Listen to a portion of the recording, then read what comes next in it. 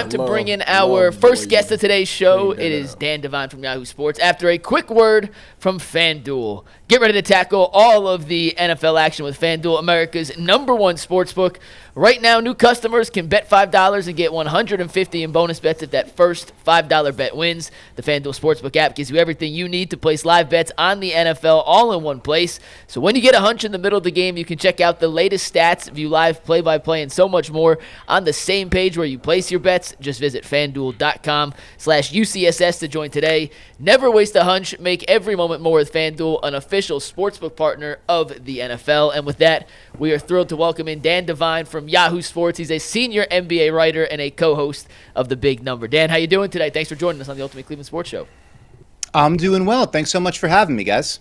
Dan, I'm sure you've been asked this before. Are you related to the coach, Dan Devine? No, I'm just an old Irish guy. So there's a lot of us out there. Very, very common name. Is Devine? I didn't realize Devine was such a common name. There you go. Yeah, I mean, you learn something new every day when we're doing the Ultimate Cleveland Sports Show. Got you. Got it. And I'll tell you what, where my neighborhood was like an Italian Jewish neighborhood. I grew up in Brooklyn. So you live in Brooklyn. What I was told, right? Is that true? Go. That is true. I'm in Flatbush right now. Of grew course up in you Bay are. Ridge. Of course I am. Where else would I be? That's New Brooklyn. That's where you're not from Brooklyn originally, right? No, I grew up in Bay Ridge, man. Went to St. Anselm's. Yeah, I grew up here. Really? Look here. There's other people in the world that went to Brooklyn. Look at that. You grew up in Bay Ridge. That's exactly right. The largest city in the world. Tell me some more about growing up around Italian people. Like, I didn't do that. Come on. No. Okay, then you'll get Dan, it. I love Dan so much right now because he's giving you shit. I love it. Nobody does. That's because he's from Brooklyn, so he knows how to give shit. But I love it because the reason I was explaining is because if you're not originally from Brooklyn, you wouldn't know. But so you live in Bay Ridge or you grew up in Bay Ridge, you know that when I lived in Sheepshead Bay and then when we played in the Little League playoffs, we would play Gerritsen Beach. I mean, that whole neighborhood, everybody, you have to be Irish or you can't live there. That's exactly right. They check your passport on the way in. 100%. But I don't know that that's necessarily like a broadly applicable thing for the Cleveland sports audience. So you want to talk some Cavs? Oh, he's giving me the business right now. He is giving me the golf clap. That was well done, Dan. Yes. Go ahead. You guys start off. I need a breaker. I need a break. Give me a beat. Yeah. Dan, last night, Caris LeVert had an unbelievable game of shooting. Do you think that's something that could be sustained for the rest of the season? Because ever since he's gotten back with Kenny Atkinson, his play and a lot of other guys' play has went up, but him in particularly, he's been more consistent. Is this something that you think will hold weight when they get to the playoffs? I mean, the biggest question for everybody on the Cavs is where it is in the playoffs, but all you can do is set up a system that gets guys operating to the top of their talents, and that was certainly what Caris LeVert had when Kenny Atkinson and him were together in Brooklyn, ladies and gentlemen. But getting Caris where he's comfortable operating, he knows where his touches are coming from, he knows where his shots are coming from, and he's empowered to create. I think that there's no reason to believe that a player with his talent, with his skill set, his ability to pull up off the bounce or spot up off the ball, he can get these shots and he can knock them down at a high clip. And then that's sort of the bigger thing about everybody on this Cavs roster right now. It feels like everybody knows exactly what's expected of them, how they're going to be empowered to contribute to this offense and on the defensive end of the floor. There's just sort of more collective belief in what's being done on the offensive end, and I think it's certainly translated into what you've seen, one of the best starts in the NBA this season. Is Evan Mobley making the jump that everybody had talked about, when he was drafted by the Cavaliers? Like, this guy's going to be he's got to be the best player on the team, and I still don't know if he'll be the best player with Donovan Mitchell on the team, but he's certainly become the second best, I think, this year. What do you think about his growth and development here? Well, first off, that sounds like one of those good problems. If you're not sure if Evan Mobley can be your best guy, there's worse places to be. I think the interesting thing there is the sort of uniform understanding of how Evan Mobley was going to develop. It was, well, he's not going to be a real serious player until he's jacking up threes like crazy, right? And the three-point rate is up this season. He's about, I think, twice as many per 36 minutes as he was last year, and he's knocking them down at a 40% clip. But it's not like everything has been all about that. Rather than trying to make him into a different player, Kenny Atkinson has just kind of turned the volume up on the stuff he already did, being a connective playmaker, somebody you can throw the ball to at the top of the floor, and he's going to direct traffic, pick out someone to come up for a dribble handoff. Or increasingly this season, I think the biggest drive or there's the word. The biggest jump for him this season has been in his driving.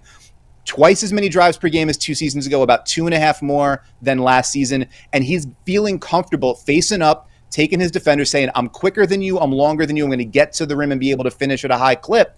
And once you've got that with his passing, with his vision, and with the increased confidence in his shot, you've got an all-star. And that's what he's looked like through the first 27, 28 games of this season.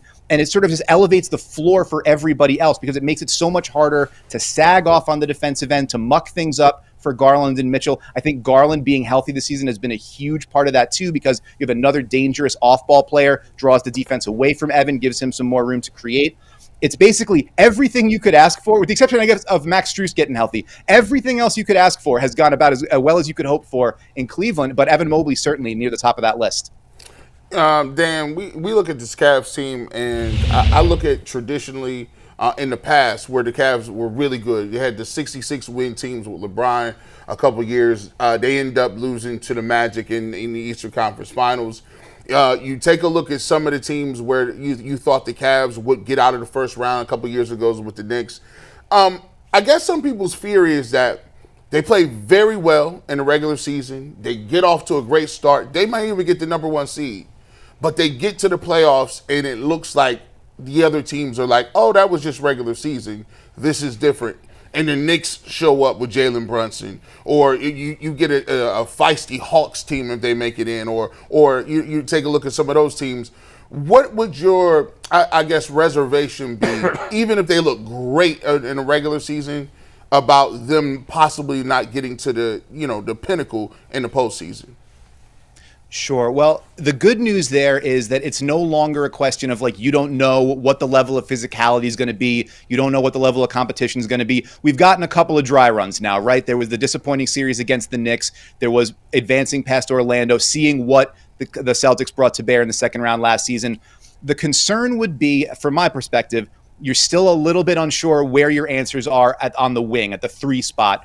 Who connect the dots between the Mitchell-Garland backcourt and the Mobley-Jared Allen front court? Do you have the right player who's like the big wing defender that you also trust out there on offensive possessions in a playoff series? We've gone down this road with Isaac Okoro before. Max Strus, obviously we haven't really seen him be able to be part of what the Cavs are doing right now. He has some difficulties sizing up and then also making shots in last year's playoffs. So those questions, like, obviously, it's not easy to go get one of those guys. Those great Cavs teams were great because you had a really good 6'8" answer at the 3 spot, no matter what, who you could just throw the ball to and say, we're going to feel pretty good about what we're going to get out of it. It's a little bit tougher to do when you don't have the foundation of Jason Tatum and Jaylen Brown, or, in the West where there's, Shai Gilgeous-Alexander, but also guys like Jalen Williams and some of the other size on the wing, some of the other teams that have had some success there. But that doesn't mean that it can't be done. Everything's impossible until you watch it get done.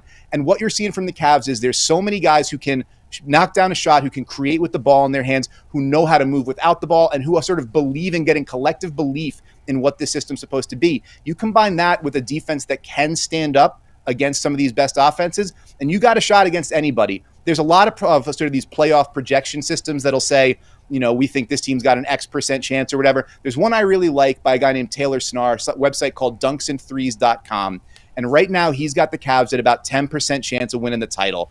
That's 3rd in the NBA, right behind the Celtics and the Thunder, right around 15%. That's not a bad spot to be in, and it passes the smell test, right? We've seen this team go into tough situations and either knock a team right in the mouth or be able to handle what that team's thrown at them and keep themselves tight late. So I think everything's sort of impossible until you see it happen. That would be my concern in the perimeter there, but they've been able to solve a lot of problems and put themselves in position to be in that conversation, which I think is a huge step forward. Dan, in terms of getting better, the Cavs are kind of in a tricky spot. They're slightly over the first apron. We had Brian Windhorst on last week. He said, I don't think they really want to. I think they want to wait till next year to go over that apron. They don't have a lot to trade, obviously, because they can't trade a first-round pick till, I think, 2030 something. 2031. And they're over the luxury tax, not at the apron. I'm sorry, over the luxury tax. So what do they do here? If you were the GM and you were talking to Dan Gilbert, would you try to talk him into spending more money and going up even further and dealing with the consequences later? Or would you kind of be patient and say, okay, the Celtics are a little older, maybe in the next couple of years? What would the game plan be? Well, first off, hearing that you guys had Windhorst on, now I've only got the second best head of hair in the last couple of weeks, so that's a bummer for me. That's tough for where I'm at right now. I think the answer is, if I'm Kobe Altman, it's always go see if you can get some more money. Go see if you can get that guy. I mean, if there's a way to, I don't see a pathway to it or an easy pathway to it, but you can go get Jimmy Butler, right? Like you can go make that big swing on that guy who fills exactly the hole I just talked about. Yep. Then you go into, you put yourself in a position where you walking into a playoff series saying, we got answers everywhere. And, it's really difficult to, when you've got a team this good operating at this high a level, there is no guarantee you will get back there next season or 2 years down the line where you say, let's just keep our powder dry. That said, I think all of the moves that Kobe Altman and that front office made over the summer, with the extensions, with the way the way that they've sort of positioned this roster, they've given themselves a several-year window to compete with some opportunities and say, well, if they come short up this year, they can look at it and say, maybe we revisit what the market is for a Darius Garland or a Jared Allen. If they decide they run into that ceiling and they've got to make a dramatic pivot, I wouldn't be surprised if right now they looked at it and said, this is something special. You don't want to mess with something good. We get Max Strus back. That answers some of our questions in terms of another shooter, another guy who can defend multiple positions, and gives us more options on the wing. We keep rolling with what we've gotten out of Caris LeVert. Ty Jerome has been a godsend as a third guard there. We've got a lot of ways that we can play. Let's find out. Rather than saying, say like maybe like the Thunder last season, we're not going to go and make our big swing now. Let's get this group into the heat of the fire and see what they turn into, and then we can make a decision past there. But for me, I'm a little antsy. I would look at it and say, if I got an opportunity with a team this good, get as many chips as I can to push them in the middle and see how far I can go. Dan, do you consider Donovan Mitchell in that top tier of stars in the NBA? We've had this discussion, I think 2 weeks ago, we were ranking the best shooting guards in basketball, and I think there's a case to be made for Anthony Edwards, Devin Booker, and Donovan Mitchell. How do you look at that position and where Donovan fits in across the entire landscape of the NBA? I mean, right up there at the top. I think the only thing that's holding him back from consecutive All-NBA selections is that he didn't have enough games played last year. Like, he was playing like an MVP candidate through that stretch in December and into January that really turned the Cavs season around. And when you got into that series against the Celtics in the second round and everybody's injured and everything's falling apart, there was one guy on the floor who looked like he could be able to go up against everything Boston had to throw at him, and it was Donovan Mitchell. So there, and that is, sort of going back to that question of what are you missing in a playoff setting or in a final series. It's just the question of, can a smaller guard be the top dog on a championship contender? It's relatively rare in NBA history. For the most part, you're seeing in this era a lot of bigger wings be that guy. I don't know, though, but, when you see Donovan Mitchell out there cooking, he don't look that small to me. So I feel like the combination of what he can do in the pick and roll, what he can do as a pull-up shooter, and the fact that he's been more comfortable this season saying, I don't need to be touching the ball on every possession. I can space out. I can be a threat to catch an attack. He's somebody he's given you everything you would want as far as what a leader on the offensive end can be, while also playing some of the best defense of his career and really contributing to a high-level team on that end of the floor. So it doesn't get a whole lot better in terms of the whole package than Donovan Mitchell, and I think he's shown that basically since he got to Cleveland, but certainly these last couple of years by changing his game and evolving in ways that benefit the team structure rather than needing to have it be all about him. Dan, there's no secret that the NBA viewership has went down this season. It's down to like 20-something% or something like that. What is something that you think can be done to fix the NBA's viewers and make people still want to watch the regular season?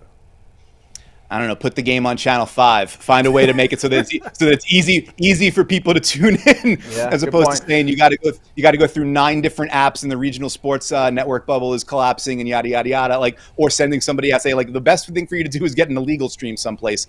So I think part of it is just meet people where they are. I think that's part of it. I think part of it is also no disrespect to anybody who on the national stage that talks about the league, but it seems like there's way more talk on the broadcasts about why this thing sucks than all the ways in which it's awesome. And a lot of that is, negativity generally breeds more interest than positivity. Some of it is we're so used to talking about maybe a handful of players or a handful of teams that we're a little bit slow on the national stage to pick up on the next thing, the exciting new thing that's coming up.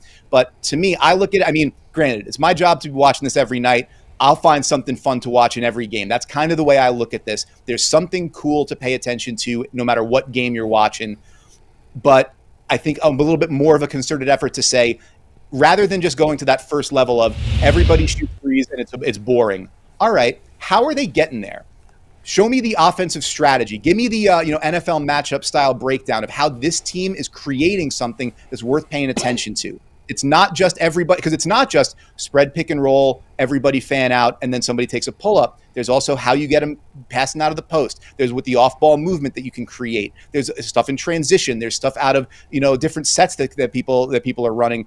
And there's a lot of ways to skin the cat, and I think it's easy to tell a story to a fan that's everything is homogenous and everything is boring. And there may be some truth to that. There's less post play than there used to be, maybe less diversity in some aspects of the offense in terms of how we're doing things. But there's also a lot of different ways that teams are trying to solve problems, and even more ways right now that defenses are trying to solve problems. And to me, I feel like you add that up with young talent from all over the place that are coming up. There's something to market there. There's answers. There's fun things to point out. There's fun people to highlight. There's fun stories to tell. Sometimes you just got to work a little harder to tell them. Dan, good stuff, man. We appreciate the time. Thank you for joining us. Good insight. Thanks, Dan. My pleasure, guys. Take care.